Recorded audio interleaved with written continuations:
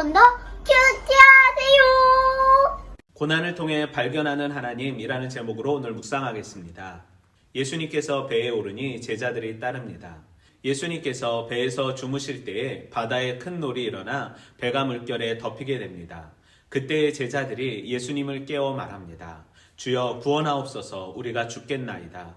이때 예수님이 말씀하십니다. 어찌하여 무서워하느냐, 믿음이 작은 자들아. 그러시면서 바람과 바다를 꾸짖어 잔잔하게 하십니다. 그 광경에 사람들이 그가 어떠한 사람이기에 바람과 바다도 순종하는지 놀랍게 여깁니다. 또한 예수님께서 건너편 가다라 지방에 가심에 귀신 들린 자 둘이 무덤 사이에서 나와 예수님을 만나니 그들은 몹시 사나워 아무도 그 길로 갈 수가 없었습니다.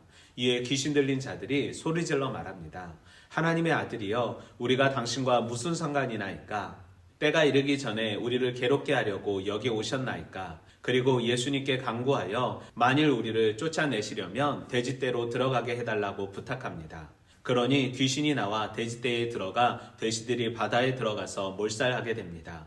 그때 치던 자들이 달아나 시내에 들어가 이 모든 일과 귀신 들린 자의 일을 고하니 온 시내가 예수님을 만나려고 나가서 보고 그 지방에서 떠나기를 간구합니다.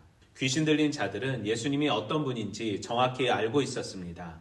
하지만 제자들이나 백성들은 알지 못하였기에 눈에 보이는 환경과 물질에 더 집중하고 있음을 보게 됩니다.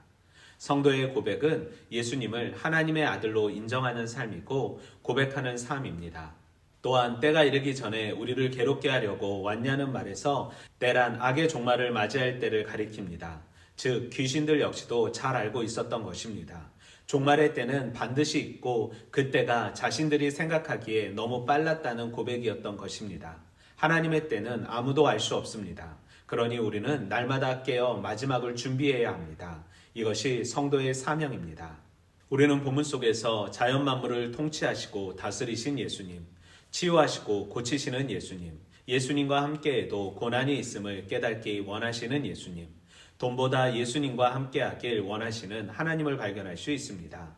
예수님과 동행하였지만 제자들은 예수님이 어떠한 분이신지 여전히 깨닫지 못하고 있었습니다. 그리하였기에 백부장의 고백은 참으로 위대한 고백이었던 것입니다. 예수님을 인생의 주인, 모든 문제의 해결자임을 알고 있었던 이방인. 하지만 예수님의 제자들은 그렇지 못하였던 것입니다. 예수님과 함께해도 고난은 찾아옵니다. 하지만 그 고난으로 멸망하지 않습니다. 왜냐하면 그 고난을 통해 우리가 예수님이 어떠한 분인지 알게 되기 때문입니다. 또한 가다라 지방의 사건은 예수님으로 인해 재산에 손해본 사람과 예수님으로 인해 자유함을 얻게 된 두 사람을 만나게 됩니다. 누군가의 회복을 위해 자신의 삶의 터전이 완전히 무너졌을 때 가다라 지방 사람들은 예수님과 동행하길 원하지 않았습니다. 예수님보다 돈과 재산이 더 중요했던 것입니다. 즉, 두 주인을 섬기는 것을 넘어 오직 돈을 주인으로 섬기고 있었던 것입니다.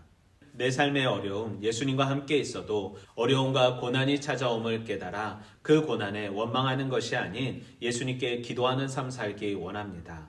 또한 나의 손해가 누군가를 회복시키고 살린다면 그 손해를 감수하는 삶 살기 원합니다. 오늘도 말씀으로 화이팅!